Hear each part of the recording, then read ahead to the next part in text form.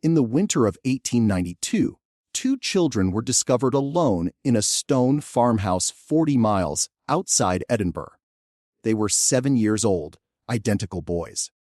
Their parents had been dead for at least 6 weeks by the time anyone thought to check on the family. And when the local constable finally forced the door open, he did not find what he expected to find. He expected to find 2 starved corpses.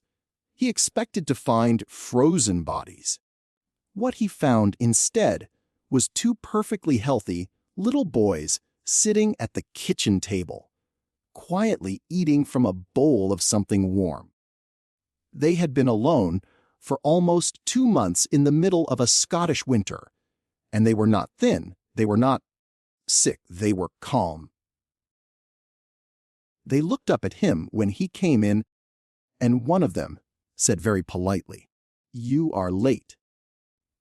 The boys were taken to the Craig Lockhart Hospital for Sick Children in Edinburgh, where they were placed in a private ward for observation. The doctors could find nothing wrong with them physically. But within 3 days of arriving, something began to happen inside that ward that the staff could not explain. The boys were drawing on every wall, every surface with pencils, with chalk, with charcoal from the fire grate, with anything they could get their small hands on. And what they were drawing was the same image over and over again in perfect detail from perfect memory. It was a city that did not exist, a city with buildings that no 7-year-old boy in rural Scotland could have ever seen, ever heard of, ever imagined. And when a visiting professor from the University of Edinburgh finally examined the drawings and compared them to old maps, old photographs, old records nobody had touched in 50 years, he sat down in the middle of the ward, put his hands over his face, and said one sentence to the nurse standing beside him. He said, "These children remember. This is the story of the Fenwick Twins. This is what they drew, and this is what the drawings say about a world that we have been told over and over and over again was never here." Before we go any further, I want you to do one thing. In the comments below, tell me the name of the town or the city that you grew up in. Just the name, nothing else. Because by the end of this video, I promise you, you will look at the buildings in that town differently. You will look at the streets differently. You will look at the courthouse, the library, the old post office, the church on the corner that has been there longer than anyone can remember. And you will start to ask the same question the professor asked in that ward in 1902. Drop your hometown in the comments. Let's build the map together. To understand what happened in that ward, you have to understand what happened in the farmhouse first. And to understand the farmhouse, you have to understand where it was and what was around it, and why nobody came to check on the family for 6 weeks in the middle of winter. The Fenwick property sat in a shallow valley in the Pentland Hills south of Edinburgh, in a region that on modern maps is largely empty. Farmland, sheep pasture, a few dry stone walls that have been there for so long that nobody knows who built them. But in 1902, the valley was not empty. There were 3 other farms within walking distance. There was a small crossroads with a blacksmith and a chapel. There was a road that ran east toward the coast and west toward Lanark. It was not a busy place, but it was not forgotten. People passed through. People stopped for water. People noticed each other. The father, Alexander Fenwick, was a wool merchant, not a farmer. He owned the property, but he did not work the land himself. He was in his mid-40s, and by every account left in the parish records, he was a quiet, deliberate, careful man. His wife Margaret was younger, in her early 30s, originally from the north, from somewhere in the Cairngorms, and she was known in the parish for two things. She was known for singing in the chapel choir on Sundays, and she was known for keeping to herself the rest of the week. The twins were born in the summer of 1895.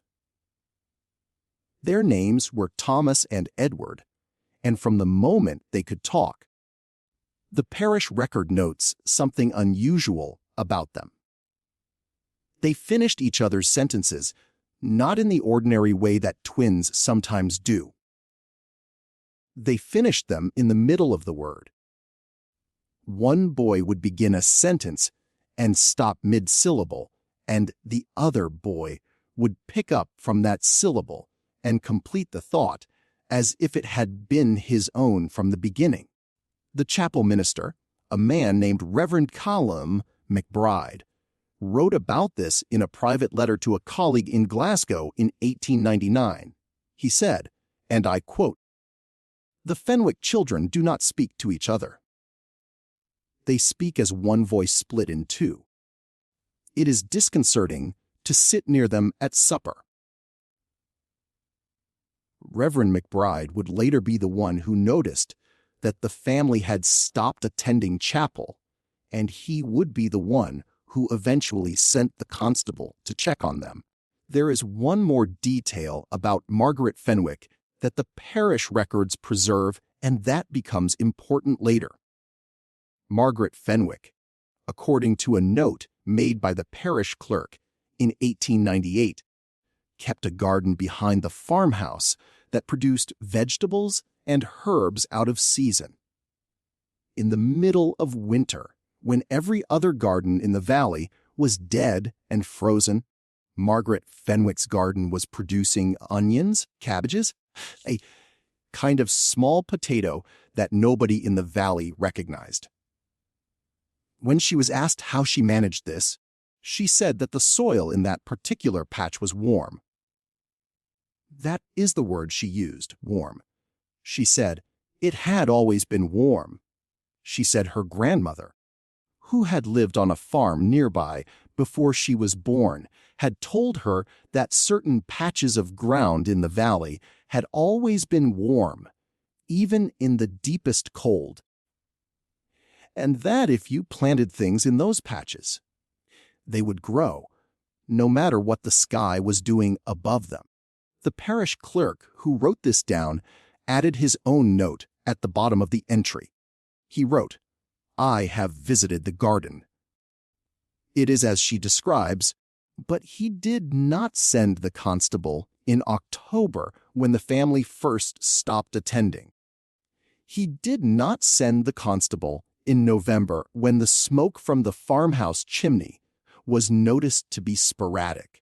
He did not send the constable in early December when a neighbor mentioned that no lamp had been seen in the Fenwick windows for many nights. He sent the constable on the 28th of December, almost 2 months after anyone had last seen Alexander or Margaret Fenwick alive. Why did he wait so long? This is the first question that historians ask about the Fenwick case, and the answer that Reverend McBride gave decades later in a memoir that was never formally published is one of the strangest details in the entire record. He said that he had been receiving letters written in a child's handwriting, letters that said the family was well, letters that thanked him for his concern and asked him not to worry. Letters that were postmarked from a village that did not exist.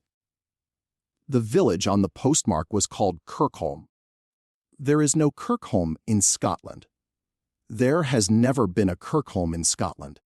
But the letters bore an official postmark from an official post office from a village whose name appears on no map in no register, in no census at any point in the recorded history of the country.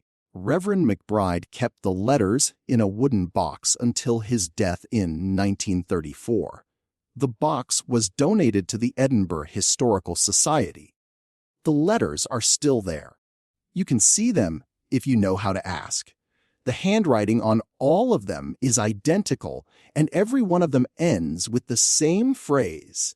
2 words. Come slowly. The constable's name was James Docherty. He was a young man, 26 years old, and he had been the parish constable for less than a year. He had never dealt with a death in the family. He had never dealt with a missing person. When Reverend McBride finally asked him to go up to the Fenwick farm on the morning of the 28th of December, Docherty took a horse, a lantern, and one other thing. He took his older brother. His older brother's name was William Docherty. William was a stonemason. He was not officially involved in the parish. He came along because James asked him to. And when they arrived at the farmhouse, the 2 brothers stood outside the door for almost 20 minutes before either of them touched it. James wrote about this later in the official parish report in language that is unusually direct for a police document of the period. He wrote, "The house was quiet in a manner that was not natural. There were no birds. There were no rats. The chimney was cold, but the door was warm. The door was warm. In the middle of a Scottish winter, in a house that had been closed and unheated for weeks, the front door was warm to the touch." The 2 brothers stood there staring at each other. And after a long time, William Docherty picked up a stone from the wall and knocked 3 times on the wooden door. The door was open from the inside. It was opened by one of the twins. He was clean. He was well fed. He was wearing a night shirt that appeared to be freshly laundered. He looked up at the 2 men and he said, "You are late." And then he stepped aside and let them in. Inside the farmhouse, the fire in the kitchen was burning. There was fresh bread on the table. There was a pot of stew, still warm, on the iron stove. There were 2 clean bowls set out for the boys, and a 3rd bowl set out for a guest, as if the boys had known that someone was coming. But nowhere in the house, in any room, on any floor, in the cellar, in the attic, in the outbuildings, was there any sign of Alexander or Margaret Fenwick. Not a body, not a note, not a personal item that seemed to have been left behind in a hurry. Their clothes were folded neatly in their bedroom drawers. Their shoes were arranged by the door. Their bed was made, and on the wall above the kitchen fireplace, someone had drawn in charcoal a single small building, a tower, perfectly to scale, perfectly proportioned, rendered with the kind of architectural precision that no 7-year-old should have been capable of.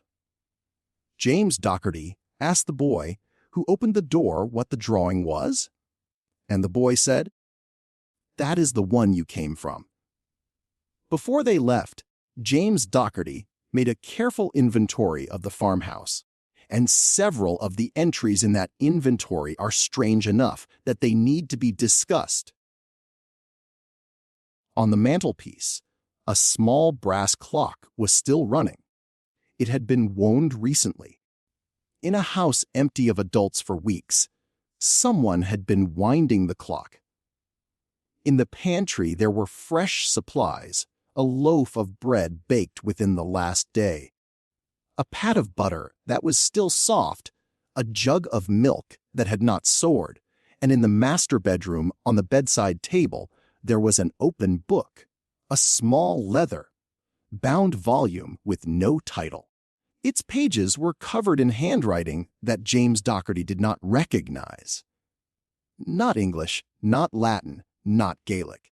Long lines of curling script that seemed to him to belong to no language he had ever seen. He put the book back down and wrote in his inventory a book of foreign writing on the bedside table. Not disturbed. That book was one of the items that went missing from the farmhouse between the day the boys were taken away and the day 2 months later when a team of investigators from Edinburgh came out to conduct a formal search of the property. When the investigators arrived, the book was gone. The clock was gone. The bread and the butter and the milk were gone. Someone had come back quietly in the interval and had removed the things that were most difficult to explain. The boys were taken to Edinburgh that afternoon. They did not resist. They did not ask about their parents. They packed a small bag each of their own belongings, and they walked out to the horse and cart of their own accord. William Docherty later said that the strangest moment of the entire day was not any of the things that were said or any of the things that were found. It was that when the boys walked out of the farmhouse, both of them at the same moment turned around and waved at the empty doorway. Not at the door, at the doorway, as if they were saying goodbye to someone standing inside. Before we move on to the ward, stop for a second. What you just heard about the Kirkholm letters and the warm door is the part that changes everything. But it only makes sense when you see it written out next to the original parish document, the postmark image, the handwriting samples. It's all in the document linked below. Take 5 seconds right now, grab it, and then come back because what comes next builds directly on it. The link is in the description. QR code is on your screen. Craig Lockhart Hospital for Sick Children was a relatively new institution in 1902. It had been built in the 1880s on the western edge of Edinburgh on land that had previously belonged to the Craig Lockhart estate. It was a 3-story stone building with high ceilings, tall windows, and long corridors that had been designed with fresh air and natural light in the mind. The private ward where the Fenwick Twins were placed was on the 2nd floor. It had 2 beds, a washstand, a small writing desk, and 4 walls of pale cream-colored plaster. Those walls are the walls that we are going to be talking about for the rest of this story. The head physician on the case was Dr. Ronald Bell. He was a Scotsman trained in Vienna in his 50s, well respected in medical circles, and by every account, a rational, methodical, evidence-driven man. He was not a mystic. He was not a spiritualist.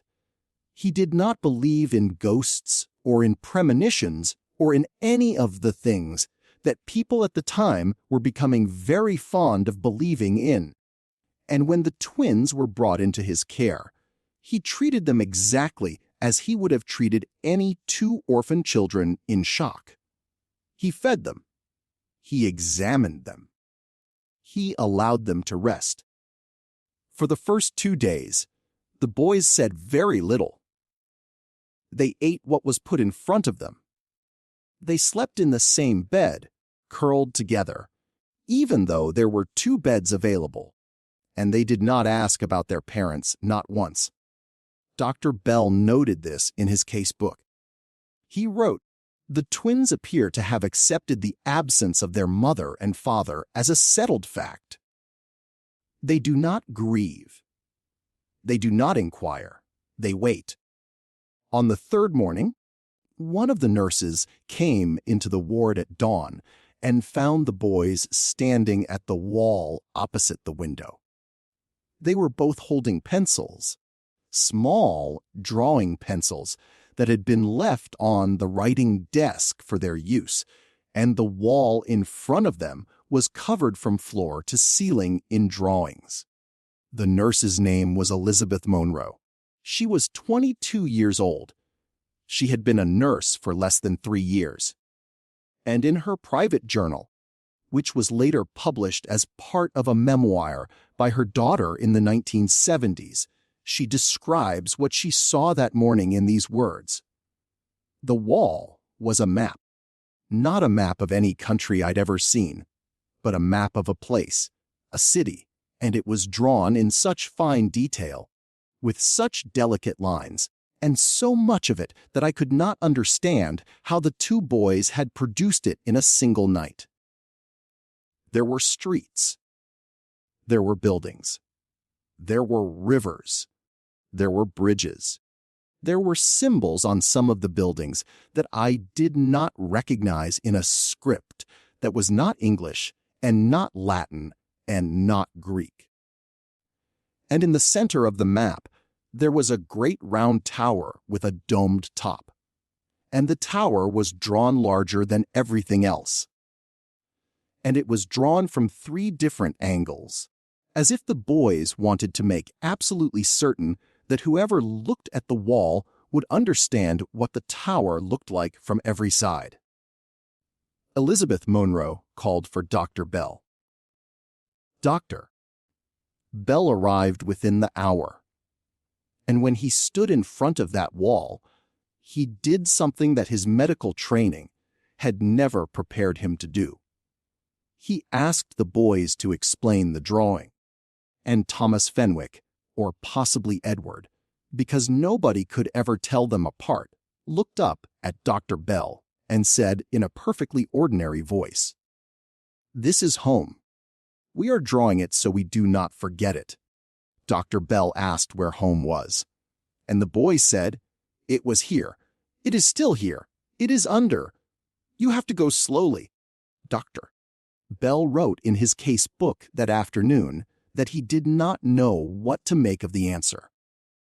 He wrote that the boys, in every other respect, behaved like ordinary, healthy children. They ate normally. They slept normally. They responded to normal questions with normal answers. They knew their names. They knew their ages. They knew the name of their parents and their parish and the year and the name of the current king. It was only on the specific subject of the drawings that they became strange. And even then, they did not seem to think they were being strange. They spoke about the city on the wall the way a normal child might speak about a house they had lived in the year before. Casually, familiarly with the assumption that everyone in the room understood what they were describing. Over the next several days, other members of the hospital staff came to look at the wall, a junior physician named Dr. Ainsley, 2 more nurses, the hospital's head matron, a formidable woman named Mrs. Iona Blackwood, who had been running the ward system at Craig Lockhart for more than 20 years. Mrs. Blackwood, according to Nurse Monroe's journal, stood in front of the north wall for a long time without speaking. And then she said, "And Nurse Monroe recorded this exactly. I have seen this before." Nurse Monroe asked her what she meant. Mrs. Blackwood said that when she had been a young girl growing up in a village in the Highlands, her grandfather had shown her a piece of embroidery that had been in their family for many generations. The embroidery, she said, showed a city with a great round tower at its center. Her grandfather had told her that the embroidery had been made by his great-great-grandmother from a description that had been passed down through the women of their family. He had told her that the city in the embroidery was a real place and that it had been in Scotland and that it had been lost. Mrs. Blackwood said that she had not thought about the embroidery in 50 years. She said she had assumed it was a family story, a family legend, the kind of thing that old people told children to make the world seem more interesting than it was. She said she was going to write to her sister and ask if the embroidery still existed. The embroidery, according to the follow-up letter that Mrs. Blackwood wrote to Dr. Bell 3 weeks later, did still exist. It was in the possession of her sister who lived in Inverness. Mrs. Blackwood arranged for a photograph to be taken of it and the photograph to be sent to Craig Lockhart. The photograph arrived in the second week of February 1903. Dr. Bell taped the photograph into the back of his case book. It is still there. The photograph shows an embroidered scene worked in dark thread on pale linen of a walled city with a great round tower rising from its center. The tower is round. The tower has a domed top. The tower has a spiraling pattern of windows ascending from base to peak. And around the crown of the tower, just beneath the dome, there is a ring of larger openings like a circle of arches. It is the same tower. It is unmistakably the same tower, embroidered by a woman in the Highlands of Scotland at least 150 years before the Fenwick Twins were born, from a description passed down through the women of a family who had never left the Highlands. In a valley that was more than 200 miles from the valley, where the Fenwick farmhouse stood, Mrs. Blackwood's sister still owns the embroidery. It has never been publicly displayed. It has never been photographed for any publication. The only surviving image of it is the photograph taped into the back of Dr. Bell's case book in the medical archive of the University of Edinburgh, where it sits uncatalogued on a shelf that most researchers pass without noticing. Over the next 11 days, the boys drew on every available surface of that ward. They drew on all 4 walls. They drew on the ceiling, standing on the beds to reach it. They drew on the writing desk. They drew on the floor. They drew on the inside of the wardrobe doors. They drew on the pages of any book that was left in the room. The staff tried to stop them. At first, they confiscated the pencils, but the boys simply used charcoal from the fire grate. They confiscated the charcoal. The boys used soot mixed with water. They confiscated everything. The boys drew with their fingernails, scratching the plaster. And the drawings were always the same city, always from different angles, always with new details filled in. It was as if the two of them were working from a single memory, a single shared memory, and they were downloading it room by room, street by street, building by building onto every surface they could reach before that memory faded. Dr. Bell did what any responsible physician of the era would have done. He called in specialists. He called in a professor of psychology from the University of Edinburgh. He called in a linguist to look at the symbols. He called in an art historian to look at the architecture, and most importantly, for our purposes, he called in a man named Professor Ewan Fraser from the Department of Archaeology at the University of Edinburgh. Professor Fraser was an expert in the ancient buildings of Scotland. He had spent 30 years cataloging every stone circle, every burial mound, every abandoned foundation, every strange piece of masonry in the country.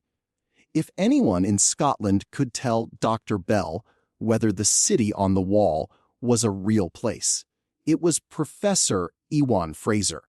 Professor Fraser arrived at Craig Lockhart on the 7th of January, 1903. He walked into the ward. He stood in front of the north wall, which was the wall with the largest and most detailed drawing. He stood there for several minutes without saying anything, and then he sat down on the floor of the ward. Not on a chair, on the floor. He sat down cross-legged like a child in his suit and his overcoat, and he covered his face with his hands. And this is the moment that Nurse Monroe recorded word for word in her journal. She wrote, "Professor Fraser sat on the floor for what seemed like a very long time. When he finally spoke, he did not speak to me, and he did not speak to Dr. Bell, and he did not speak to the boys. He spoke to himself. He said, 'These children remember. They remember what is under. God have mercy on us all. These children remember what Professor Fraser had recognized on that wall, according to notes he made in his own private research diary, was the layout of a city that appeared on exactly one document in the archives of the University of Edinburgh, a document that was not at the time part of any public catalog, a document that had been donated to the university in the 1840s by a private collector and that had been filed away in a locked cabinet in the basement of the old library, and that only 3 people at the university were even aware existed. The document was a map. The map was hand-drawn. The map was labeled in a script that had never been formally translated. And the map showed a city with a great round tower at its center with streets running in a specific radial pattern with symbols marking specific buildings that matched the drawings on the walls of that ward down to the smallest detail. The map was dated. There was a date written on the bottom corner in Roman numerals. The date was according to the standard calendar, the year 712, and the location on the map based on the coastlines and the river systems that Professor Fraser was able to reconstruct was Scotland. It was Scotland as it had existed, or as someone had believed it existed more than 1,000 years before the Fenwick Twins were born. And it was showing a city, a substantial city with a population that Professor Fraser estimated in the tens of thousands in a location where, according to every history book and every archaeological record, there had never been anything but hills and heather. The symbols on the walls of the ward became, over the next several weeks, the single greatest obsession of Professor Ewan Fraser's life. He photographed them. He copied them into notebooks. He compared them to every ancient alphabet he could find, and he found, or thought he found, correspondences with 3 different scripts that were, according to conventional history, entirely unrelated to each other and entirely unrelated to Scotland. The first script was a form of early ogham, the tree alphabet used in ancient Ireland and parts of Western Scotland. But the symbols on the walls were not quite ogham. They had extra strokes. They had additional loops. They were, in Professor Fraser's words, ogham as it might have been before it was ogham. Ogham at an earlier stage of its development, which was strange because the symbols on the walls were, according to their date, 1,300 years old at the very least, and ogham itself was not thought to have existed in that form at that time. The second script was a form of runic writing that resembled certain characters found on stones in northern Norway and in Iceland. But again, the symbols on the walls were not quite runic. They were, Professor Fraser wrote, runic in the same way that a childhood photograph is the same person as an adult, recognizable, related, but earlier. And the third script was the one that Professor Fraser could not identify at all. It was a set of geometric symbols, circles, triangles, spirals, combinations of these arranged in what appeared to be a phonetic pattern, but a phonetic pattern for a language that Professor Fraser did not know. He filled entire notebooks with attempts to decode them. He never succeeded, and in his final notes on the subject written in 1927, 24 years after the Fenwick case, Professor Fraser wrote a single sentence that has become famous among the small circle of researchers who know about this story. He wrote, "The third script is not a language.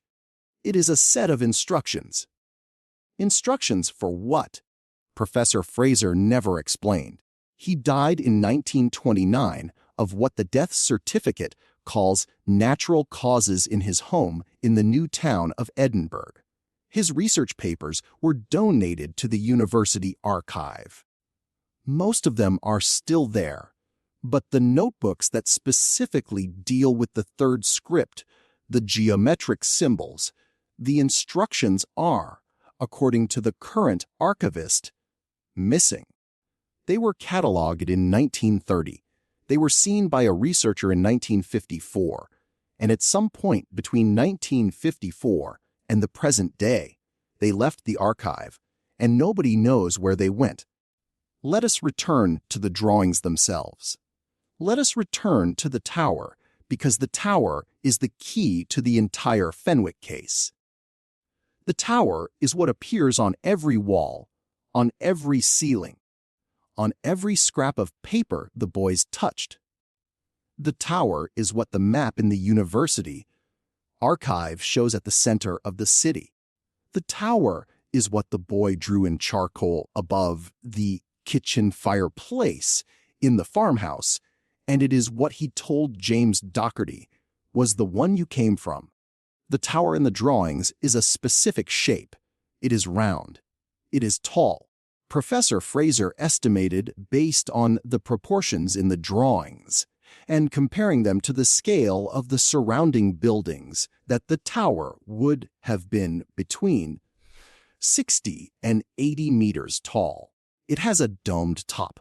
It has windows arranged in a spiraling pattern that ascends from the base to the peak. And at the very top, just below the dome, there is a ring of larger openings like a crown of arches that appear in every single drawing without exception. Now, here is the part that I need you to understand very carefully.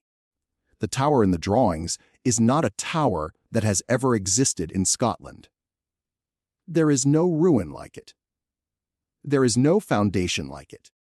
There is no record in any archaeological survey of the country from the earliest surveys of the 18th century to the most recent laser scanning surveys of the 21st of any structure matching this description.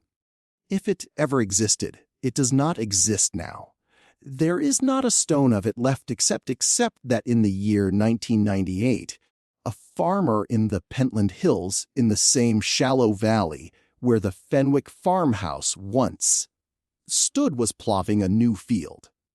It was a field that had been used as sheep pasture for as long as anyone in the parish could remember. And his plow struck stone.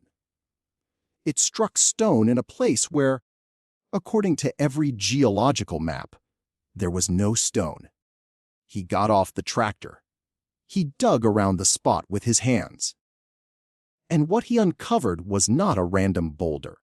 It was a curved surface of dressed stone, cut and shaped and fitted, running in an arc that suggested, if you extended it, a circle with a diameter of somewhere between 15 and 20 meters, which is if you consult the drawings in the university archive. And if you look at the estimated proportions of the tower in the drawings, almost exactly the diameter that the base of the tower would have been. The farmer reported his find to the local council. The local council sent a surveyor. The surveyor confirmed that there was indeed a circular arrangement of worked stone beneath the field. And then, according to the records that are available, the case was passed to a national heritage body for further assessment, and then nothing happened. The field was recovered. The farmer was compensated. He was asked politely not to discuss the find with the press. And, to the best of anyone's knowledge, no formal excavation of the site has ever been conducted. No report has ever been published, and the stones remain where they were found, under the soil, in the valley where two little boys once sat calmly at a kitchen table, waiting for the world to catch up to them. But there is more. The surveyor who confirmed the find in 1998 made a private set of notes about what he had seen. Those notes were not part of the official report. He kept them for himself. He was an older man near the end of his career, and he was apparently uneasy about what he had found. In 2007, before he retired, he shared his notes with a younger colleague. That younger colleague in 2019 shared them with an independent researcher who has been following the Fenwick case for many years. And through that chain, the notes have become quietly known. What the surveyor wrote is this: the stones of the circle were not laid by any technique that he recognized. They were fitted together without mortar, but they were fitted so precisely that a piece of paper could not be slid between them. The stones themselves were of a type of granite that does not occur naturally in the Pentland Hills. The nearest source of that particular granite, according to the geological maps he consulted, was more than 150 miles to the north, and the stones had been shaped, apparently before being placed. They had been cut to specific angles. They had been polished on their exposed surfaces. And on the inside face of one of the stones, hidden from view unless you were standing inside the circle, there was a symbol, a carved symbol. The surveyor made a rough sketch of the symbol in his notes. The symbol, according to those who have seen it, is one of the same symbols that appeared on the walls of the ward. It is one of the geometric symbols that Professor Fraser called not a language, but a set of instructions. The surveyor's notes end with a single line. He wrote, "I told the council that the circle should be preserved and studied." They agreed. Then they told me the site had been reclassified. I do not know by whom. I never received a reason. The site is on no map that I can find. It is not on the National Heritage Register. It is not on the archaeological priority list. It is, so far as any official record indicates, a normal sheep pasture. It is not. For most of their time in the ward, the boys did not speak much, they drew. When they spoke in short, deliberate sentences, and only when directly asked a question. But there were 3 occasions, according to the records kept by Dr. Bell and Nurse Monroe, when the boys spoke at length. And on all 3 of those occasions, they spoke about the same thing. They spoke about a place that had been here in Scotland, in the valley where they had been found, and that had been, in their words, taken down. The first occasion was on the morning of the 7th of January, the same day that Professor Fraser arrived. Before Fraser arrived, one of the boys woke up early, sat up in bed, and said to Nurse Monroe, who was on the night shift, "The city is still under. It is not gone. It is only quiet." Nurse Monroe asked him what he meant. He said, "The stones are still there. The stones, remember, when you walk on the ground, you are walking on the roofs." The second occasion was on the 10th of January, 3 days after Professor Fraser's first visit. Dr. Bell had asked both boys together to describe how the city had come to be under the ground. And the boys, speaking in that strange alternating way of theirs, where one would begin a sentence and the other would finish it, described what they called the coming down. They said that a great cloud had come over the city, not a cloud of weather, but a cloud of something else, and that the cloud had been heavy, and that everything the cloud touched had been buried. Buried in a substance that they described as being like mud, but not mud, like earth, but not earth, like something that had fallen from the sky and hardened into ground. They said that the cloud had come suddenly, and that the people of the city had not had time to leave, and that most of them were still under, and that if you dug in the right places, you would find them still sitting in their houses, still standing at their windows, still holding whatever they had been holding when the sky came down. Dr. Bell asked, when this had happened, and the boys in unison said before this world was named.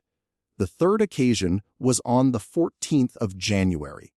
It was the last time the boys spoke about the city at length, and it was the strangest conversation of the three, because on this occasion the boys were not describing history.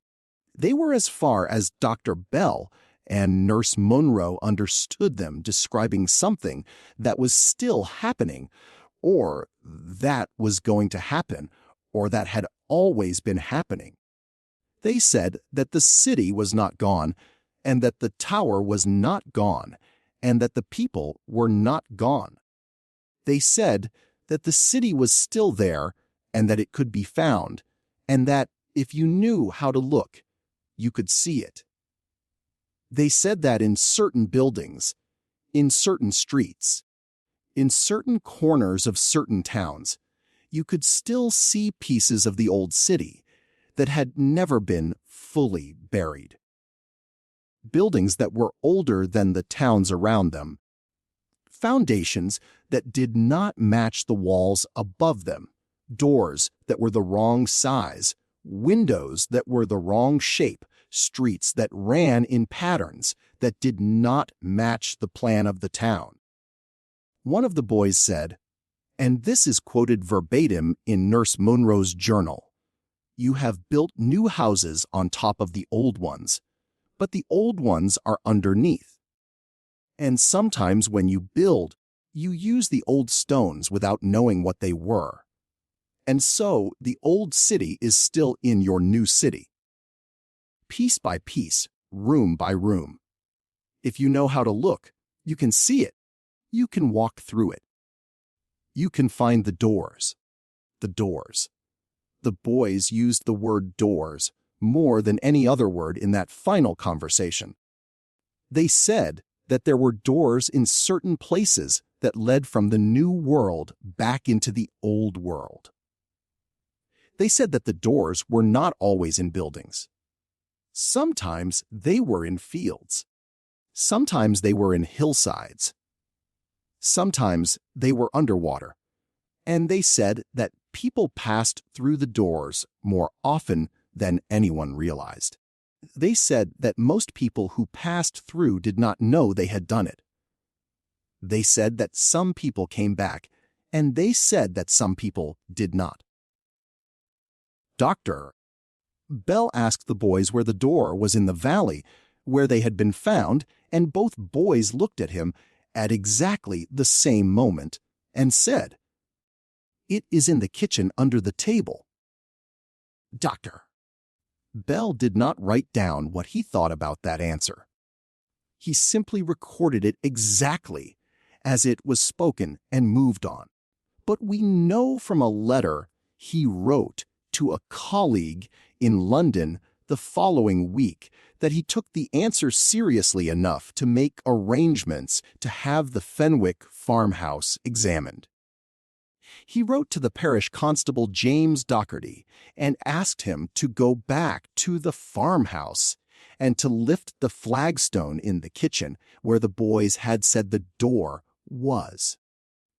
James Docherty did as he was asked. He went out to the farmhouse in the second week of January. He took his brother William with him again because William was a stonemason and knew about lifting stones. And in the report that Docherty filed with Dr. Bell, he described what they found. The flagstone in the kitchen under the table was slightly larger than the flagstones around it. It was a different color. It was slightly darker. It had been laid apparently at a different time than the rest of the floor. William Docherty said that in his professional opinion, the surrounding floor was original to the farmhouse, which had been built in the 1830s, but that the central flagstone under the table was older. Much older. He could not say how much older. He could only say that the stone was of a different composition, and that the way it had been shaped and finished was not consistent with any Scottish stonework of the last several hundred years. They lifted the stone. Underneath it, they found a shallow chamber. The chamber was about 3 feet deep and roughly the same width as the flagstone above it. The walls of the chamber were lined with dressed stone fitted together without mortar. The bottom of the chamber was paved with smaller stones, and in the center of the bottom there was a metal ring set into the stone. They did not pull on the ring. James Docherty wrote in his report that neither he nor his brother felt inclined to pull on the ring. They looked at it. They discussed it. And then they put the flagstone back in place exactly as it had been. And they left the farmhouse. And they walked out to the horse and cart in silence. And they rode back to the parish. And they did not speak of the ring to anyone else for a very long time. Dr. Bell received the report. He filed it in his case book. He never followed up on it, and the flagstone, so far as anyone can determine, was never lifted again. The farmhouse was demolished in the 1930s, and the flagstones were, according to the demolition record, carted away for use in local road repairs. Which specific flagstone went where, no one recorded. The metal ring, the chamber, the door under the kitchen table, is somewhere in the valley now, buried under 30 centimeters of gravel and asphalt on a country road that runs past the field where the farmer struck stone. On the morning of the 16th of January, 1903, the Fenwick Twins were gone. The ward door was locked from the outside, as it had been every night. The window was closed and latched from the inside. The night nurse, a woman named Sinclair, had checked on the boys at midnight, at 2:00 in the morning, and at 4:00 in the morning. On each of those checks, the boys had been sleeping in the bed they shared, curled together, breathing quietly. At 6:00 in the morning, Nurse Sinclair went to wake them for breakfast. The bed was empty. The room was empty. The window was still latched. The door was still locked. And on the wall above the empty bed, there was one final drawing. It had not been there the night before. Nurse Sinclair swore this. She swore it to Dr. Bell. She swore it to the police. She swore it in the official inquiry that followed. The wall above the bed had been blank at 4 in the morning when she had last looked at it, and at 6:00 in the morning it was covered. What was on the wall was a single enormous image. It was the tower, but it was not the tower as the boys had drawn it before. This tower was not standing. This tower was rising. It was drawn as if it were coming up out of the ground with soil and stone falling away from its sides.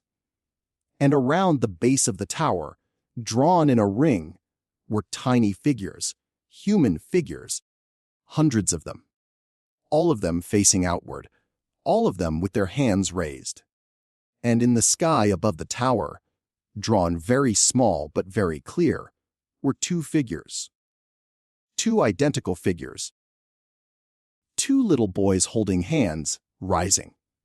The police searched the hospital. They searched the grounds. They searched the surrounding neighborhood. They searched every train station, every road, every port from Edinburgh to Glasgow.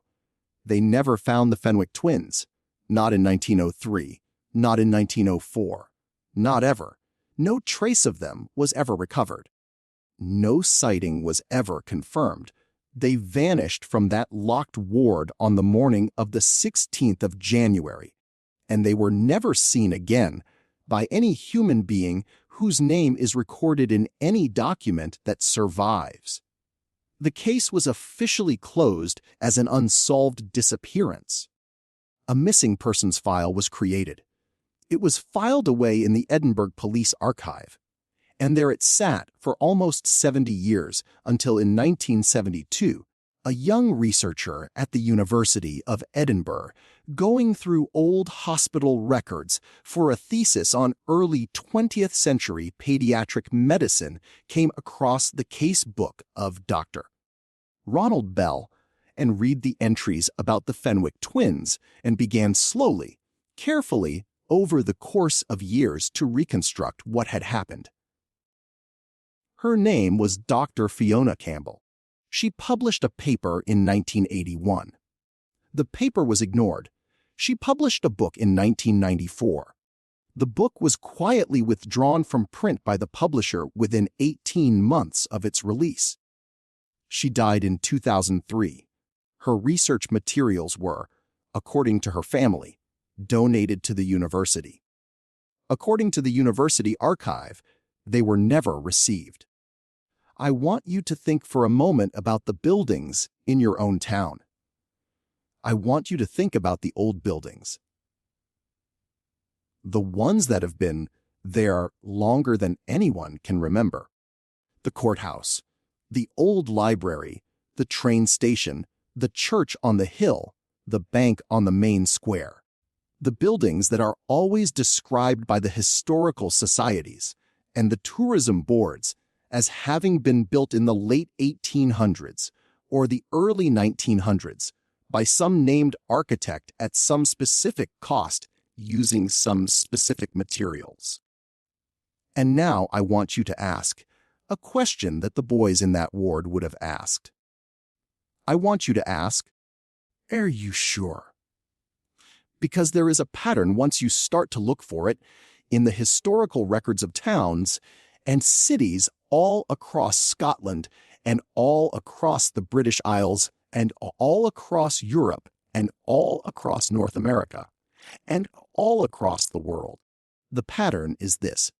In town after town, there is a large, elaborate, expensive building that is said to have been constructed in a very short period of time using very few workers at a period when the local economy was very small. The courthouse in a town of 2,000 people that was built in 18 months with 8 workers. The cathedral in a small city that was built by a religious order that has no other buildings anywhere else in the world. The state capitol in a frontier town that was built before the railroad reached the town. The boys said that the new towns were built on top of the old cities. They said that the old stones were used without anyone knowing what they had been. They said that if you know how to look, you can see the old city in the new city, piece by piece, building by building. Look at the old buildings in your town. Look at the ones that seem too grand for the town they are in. Look at the ones whose construction records are incomplete or missing or contradictory. Look at the ones whose stones are of a different color or a different type or a different age than the stones of the buildings around them. Look at the foundations. Look at the basement. Look at the parts of the buildings that nobody ever explains because nobody ever asks. Look at the doorways. This is what the boys were most specific about, the doorways. They said that the doors of the old city were of a specific size and shape. They said that the doors were tall, taller than modern doors. They said the doors were arched at the top in a specific pattern of two curves meeting at a point in the middle. And they said that if you know the shape of the old doors, you can find them still in buildings all over the world in places where nobody remembers why the doors are that shape or who built them or when. Walk through the old part of any European city. Walk through the old part of any American city on the eastern seaboard. Walk through the old part of any city in northern India or in eastern Russia or in western China. Look at the doorways of the oldest buildings. Look at the arched pointed doorways that nobody can quite explain. The ones that are set into buildings whose upper floors are of a completely different architectural style. The ones that seem, when you look at them carefully, to have been there before the rest of the building.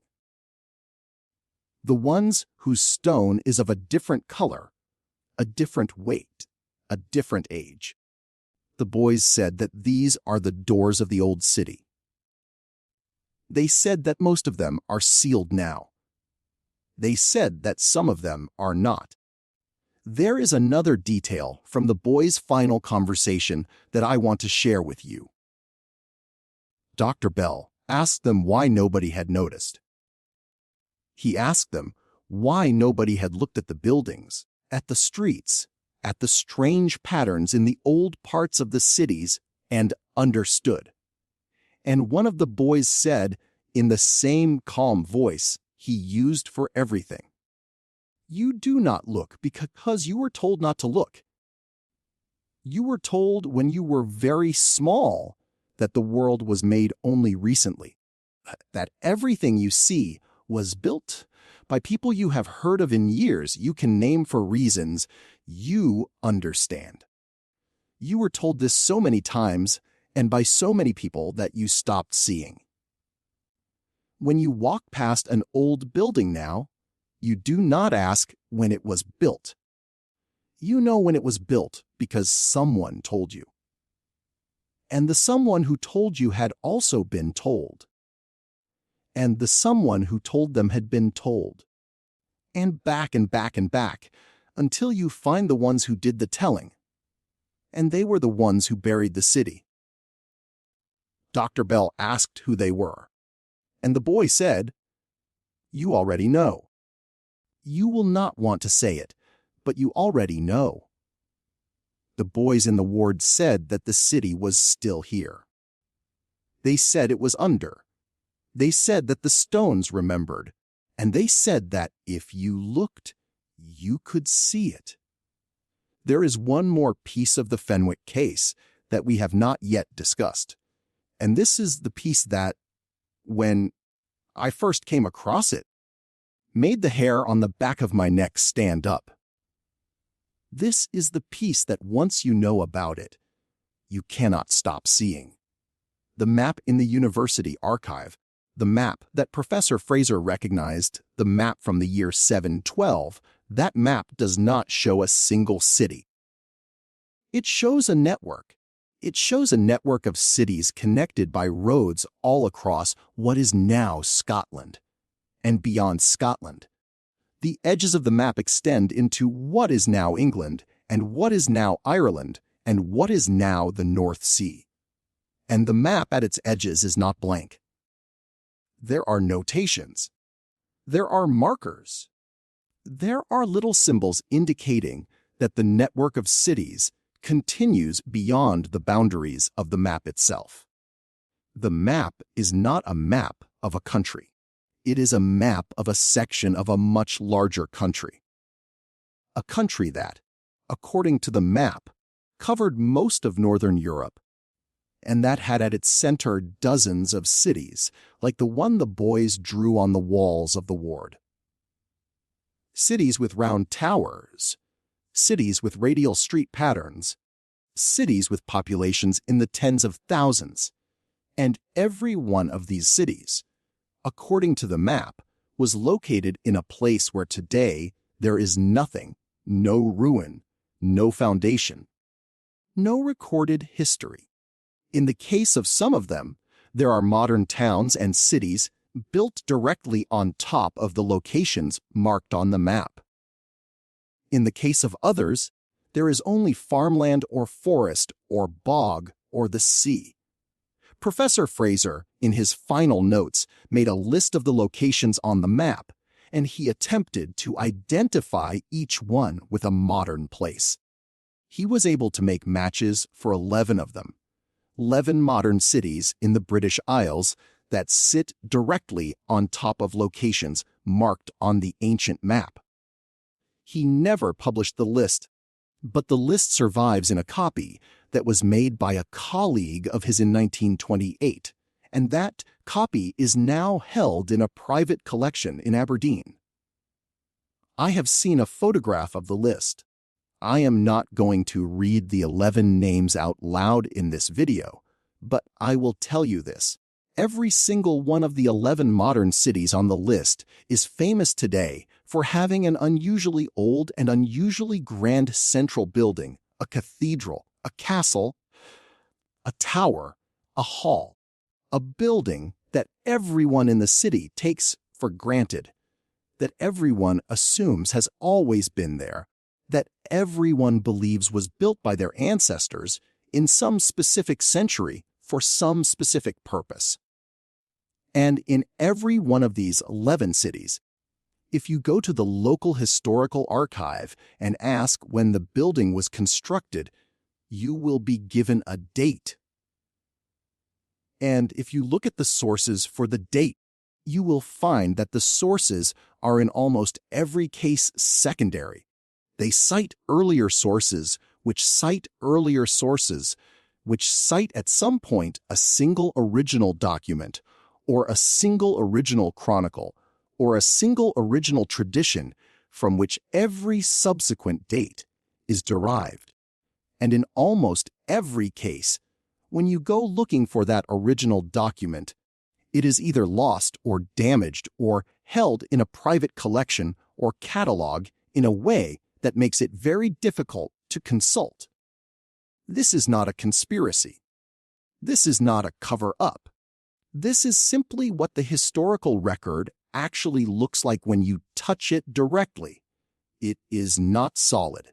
It is a thin crust of paper laid over a great silence. And the boys in the ward at the beginning of the 20th century, in a private hospital room in Edinburgh, said, "You have built new houses on top of the old ones, but the old ones are underneath. And sometimes when you build, you use the old stones without knowing what they were." Consider what this would mean if it were true. Consider it seriously for a moment. Consider what it would mean if every major city in the Northern Hemisphere was in fact built on the bones of a much older civilization. A civilization that had been technologically capable of building tall stone towers, of laying out cities on radial patterns with precise geometric symmetry, of producing a form of writing that was not yet fully any of the scripts we know today, but that seemed to be an ancestor of several of them at once. Consider what it would mean if the reason we do not know about this civilization is not that it left no traces, but that its traces are everywhere, and we have been taught from earliest childhood to see them as something else. To see the tower as a cathedral spire built in the year 1100. To see the round wall as a Norman keep built in the year 1300. To see the domed roof as a Renaissance church built in the year 1500. To see the arched doorway as a Gothic revival built in the year 1800. To see in every case the more recent, the more explainable, the more comfortable, and to look right past what are actually there. The boys said that the trick was in what you were told when you were young. They said that once you have been told a thing over and over by voices you trust, it becomes very difficult to see anything else, even when the other thing is standing right in front of you, even when it is under your feet, even when it is the very building you are standing in. I want to end with the valley. I want to end where this story began. In the shallow valley in the Pentland Hills. In the place where the Fenwick farmhouse stood. In the place where two boys were found sitting calmly at a table waiting for the world to catch up to them. The farmhouse is gone. It was demolished in the 1930s. There is no plaque. There is no marker. If you visit the valley today, and you know where to look, you can find the outline of the foundation in the grass. That is all. The stones were carted away. The wood was burned. The land was returned to pasture. But the field where the farmer struck stone in 1998 is still there, and the stones are still there under the soil, uncatalogued, unexcavated, unstudied. And if the drawings on the walls of that ward are to be believed, and if the map in the university archive is to be believed, and if the words of the two little boys are to be believed, those stones are the base of a tower that once stood 60 or 80 meters tall at the center of a city of tens of thousands of people in a country that has no name in any history book that has ever been written. There is one final detail from the case that I want to leave you with. It is a detail from Nurse Munro's journal. It is dated the 15th of January 1903, which was the day before the boys disappeared. Nurse Munro was on the day shift. She had brought the boys their breakfast.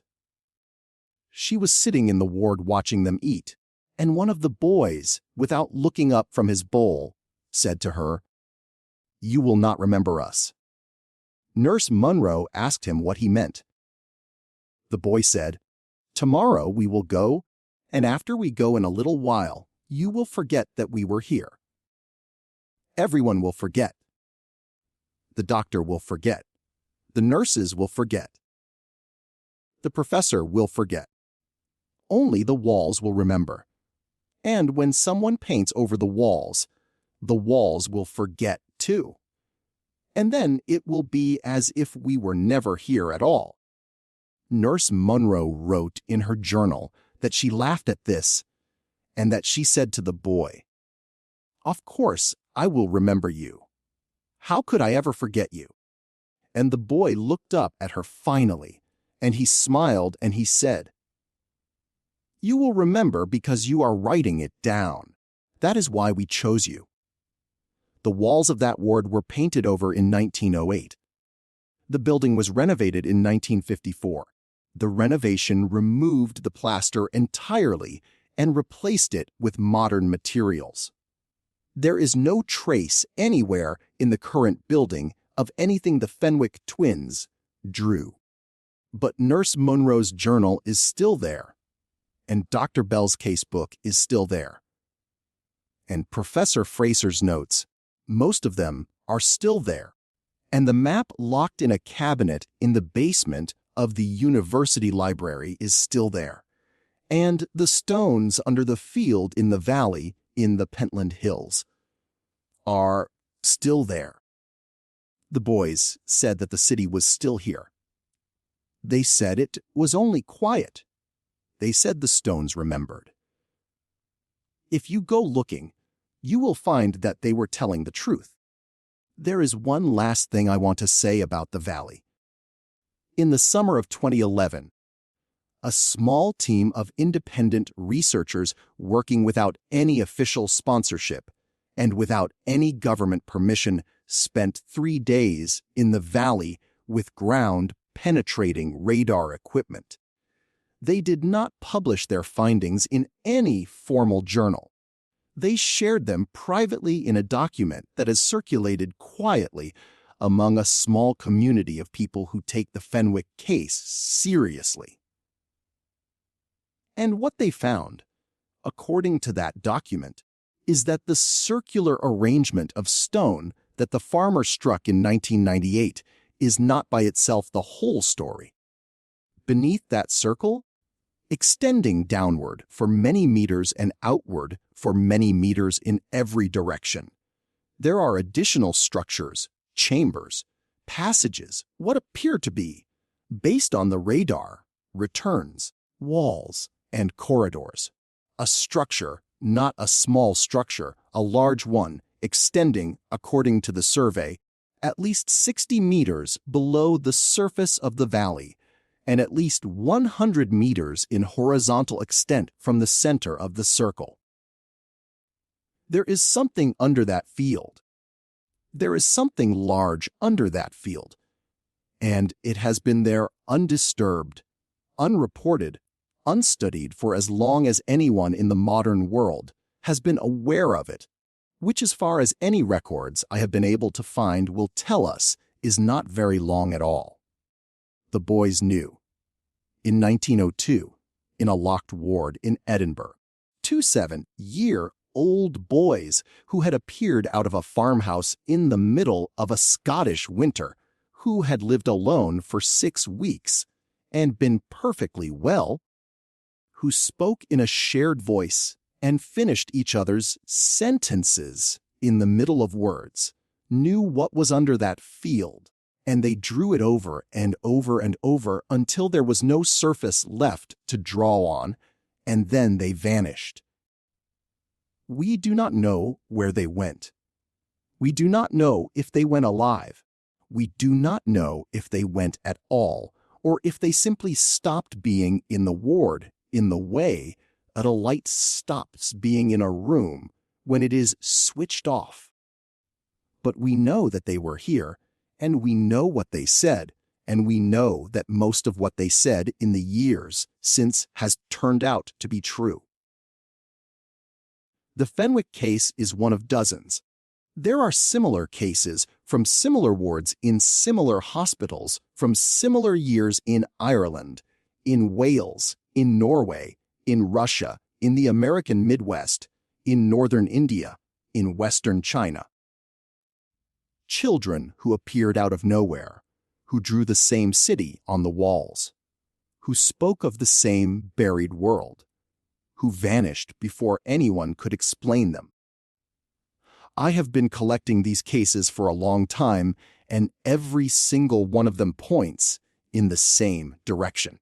There is a next video coming that walks through 3 of these other cases in detail. The one from Cork in 1889, the one from Novgorod in 1911, and the one from Kansas in 1934. If you want to see how the pattern repeats, if you want to see how the same drawings appear on different walls, in different countries, in different centuries, that video is on screen right now. Click it, watch it, and then come back here and tell me in the comments what you think is really going on. You will not be able to unsee it now. Once you have looked at your own town with the eyes the boys gave us, you cannot go back to seeing it the way you did before. You will walk past the old courthouse. You will look up at the tower on the church.